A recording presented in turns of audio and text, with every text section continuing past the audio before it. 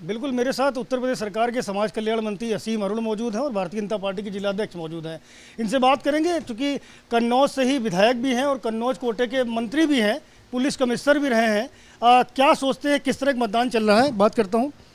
समाज का कल्याण तो आप कर रहे हैं, कन्नौज का कल्याण होगा इस बार? बिल्कुल, समाज कल्याण की मैं कोशिश कर रहा हूँ। कन्नौज का कल्याण कन्नौज ने स्वयं निर्णय ले लिया है करने का।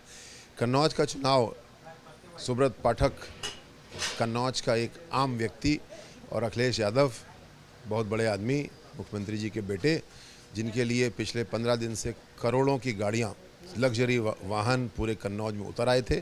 कल सब चले गए, अब हम लोग बचे हैं मोटरसाइकिल वाले, ट्रैक्टर वाले।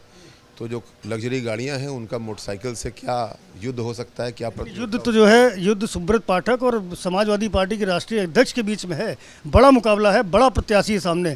कैसे लड़ाई लड़ेंगे? हम लोग की तैयारियां तो 1 साल से चल रही थी, कछुए की तरह धीरे धीरे पूरा संगठन अपना काम करता है। अखिलेश यादव जी नामांकन के आखिरी दिन आने का साहस जुटा पाए, एक खरगोश की तरह। कछुआ जीतता है कि खरगोश जीतता है ये तो सबको पता है।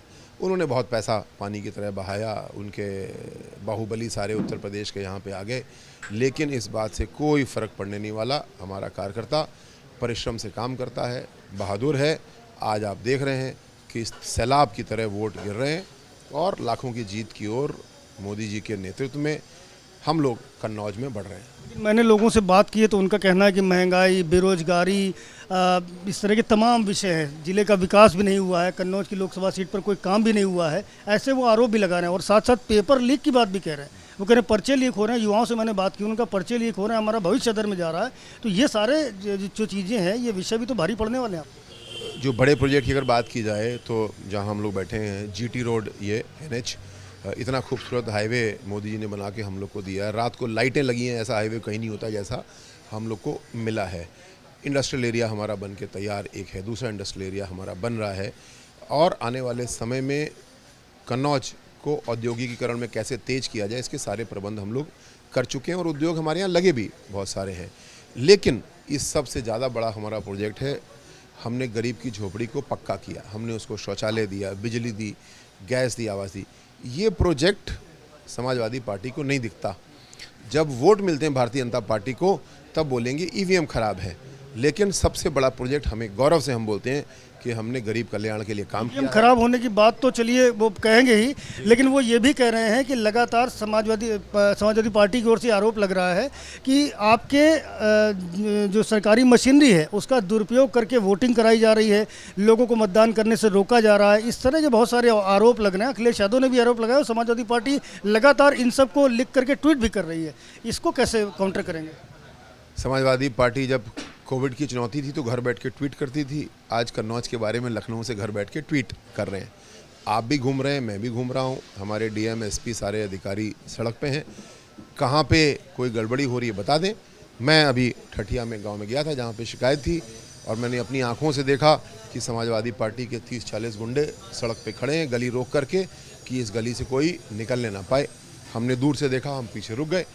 हमने पुलिस वालों को बुलाया, पुलिस वालों ने जा करके उनको खदेड़ा, रास्ता वहाँ से साफ़ कराया जिससे कि हर आदमी जाके वोट दे पाए। समाजवादी पार्टी है जो उनके पुराने तरीके हैं, गरीब लोगों को तंग करना, उनके वोट डालने से रोकना, वो इस काम में लगे। भारतीय जनता पार्टी का ये एक कार्यकर्ता का सामर्थ्य नहीं है, ना वो गुंडा है, ना वो बाहुबली है। वो अपना मेहनत से काम करने वाला व्यक्ति है, जा करके वोट डाल रहा है। ये केवल लखनऊ में बैठ के ट्वीट जो कर रहे हैं, एक फ़ोटो भी साथ में डाल दें इस ट्वीट के, तब समझ में आए कहाँ की शिकायत है। मैं अपने प्रशासन से, पुलिस से अनुरोध करूंगा, इनकी शिकायत का भी ज़रूर संज्ञान लीजिए और जो हमने शिकायत की उसका भी संज्ञान लीजिए, और जो गलत शिकायत कर रहे हैं उनके खिलाफ कार्रवाई करिए। जहाँ पे गड़बड़ी मिले केवल भगाइए मत, गिरफ्तारियाँ करिए, जेल भेजिए ऐसे लोगों को जो गुंडागर्दी कर रहे हैं, लोगों को वोट डालने से रोक रहे हैं। आपने एक बात कही शुरू में कि बड़ी बड़ी लग्जरी गाड़ियाँ आई और घूमती रहीं कई दिन तक, तो ये गाड़ियाँ किसने भेजी और क्यों भेजी? समाजवादी पार्टी का कार्यालय है, इस पर पिछले 15 दिन से कम 400 गाड़ियाँ, शायद फॉर्च्यूनर उनमें सबसे सस्ती गाड़ी होगी जो वहाँ पे दिखती थी, वो सब जुटी हुई थी। कन्नौज में 3-4 होटल हैं, वो सारे के सारे भरे हुए थे और वहाँ पे पूरे उत्तर प्रदेश के विधायक, पूर्व मंत्री सब यहाँ पे डटे थे। इस बात को मैं समझ सकता हूँ, उनके राष्ट्रीय अध्यक्ष लड़ रहे हैं, उनके लिए प्रतिष्ठा का प्रश्न है, लेकिन बाहर से आकर के, और वो भी बाहुबली लोग, जिनकी अपनी छवि इतनी ख़राब है, उनसे कन्नौज को कोई फ़र्क नहीं पड़ता। कन्नौज में और कहीं पे भी क्या एक दिन में वोट परिवर्तित किया सकता है? नहीं, हम लोग तो सालों से लगे हैं। कन्नौज में आज समाजवादी पार्टी के पास एक भी चुनाव का निर्वाचित पद नहीं है। भाजपा के पास में लगभग सारे पद हैं, लेकिन फिर भी हम ये धृष्टता नहीं करते कि हम बोलें कि ये गढ़ हमारा है। कन्नौज हमारी कर्मभूमि है। हम केवल विकास पे काम करते हैं। जितनी बार चुनाव आता है हम अपने काम को और तेज करते हैं, विकास को लेकर के जाते हैं। गढ़ हमारा है, नहीं, ऐसी गलती हम कभी नहीं करते।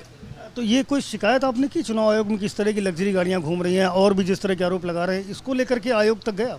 आयोग को हमने शिकायत की। लग्जरी गाड़ी में घूमना कोई शिकायत वाली बात नहीं है, लेकिन लग्जरी गाड़ी 1-1 करोड़ की गाड़ियाँ जो यहाँ पे आई हुई थी, हम लोग ने पहली बार देखी कन्नौज में कि अच्छा इतनी महंगी गाड़ी भी कोई होती है। मैं ये तुलना करके आपको बता रहा हूँ कि उस गाड़ी में बैठा हुआ व्यक्ति जो कहीं बाहर से आया है, बाहर का विधायक है, पूर्व विधायक है, उसका कॉन्टेस्ट, उसकी प्रतियोगिता हमारी मोटरसाइकिल पर बैठे हुए 2 साथियों से है। किसका योगदान ज़्यादा होगा, उस लग्जरी गाड़ी का या मोटरसाइकिल का? जाहिर बात है मोटरसाइकिल का, क्योंकि हम कन्नौज के हैं, हम भाजपा के कार्यकर्ता हैं, हम मेहनत से काम करते हैं, अपनी विकास की बात करते हैं, बड़ी बड़ी बातें नहीं करते हैं। जिस झोपड़ी को हमने पक्का किया है उसके आधार पे हमको वोट मिलता है। एक सवाल मैं आपसे भी पूछना चाहूँगा कि मुझे भी पता चला है कि यहाँ कुछ समाज जैसे पाल समाज है या अन्य जातियाँ हैं, उनमें कुछ नाराज़गी है भारतीय जनता पार्टी के प्रत्याशी को लेकर के। इसको आप लोगों ने कैसे कुछ मैनेज कर पाए हैं या अभी ऐसी स्थिति बनी हुई? देखिए, किसी भी परिवार की कोई नाराज़गी नहीं है। मोदी जी हर घर में हैं।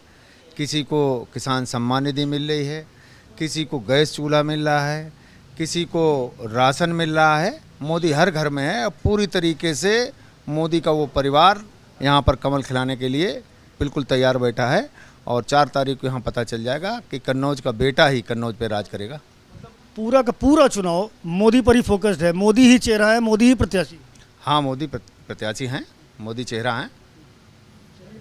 बात करने के लिए तो भारतीय जनता पार्टी के जिला अध्यक्ष हैं और उत्तर प्रदेश सरकार के मंत्री असीम अरुण हैं, जिनका ये दावा है कि कन्नौज की जो जनता है वो मोदी के साथ है, मोदी के चेहरे पर चुनाव है और 4 तारीख को नतीजा जो आएगा वो देख करके सभी को आश्चर्य होना लाजमी है।